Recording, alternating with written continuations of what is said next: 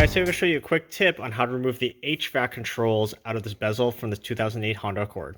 We are doing a head unit upgrade on this 2008 Accord. I think this goes up to 2012, and this is for a vehicle that does not have the dual climate control system.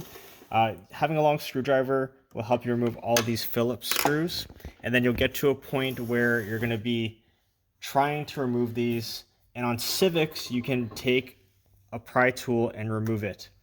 Don't take a screwdriver, the area is too small, but the only good way to do this is to grab from here. So if you have a good view of my fingers, grabbing as much surface area as possible.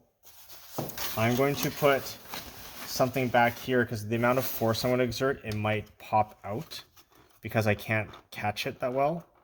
And I'm going to take note of where I have it. So I have all the way hot, all the way off. It doesn't really matter. Now we're going to push in the middle really hard. So it doesn't come flying out that time.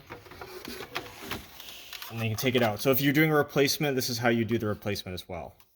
In the car with my day ones, then my dogs, yeah, then my best friends, then my brothers, and my family.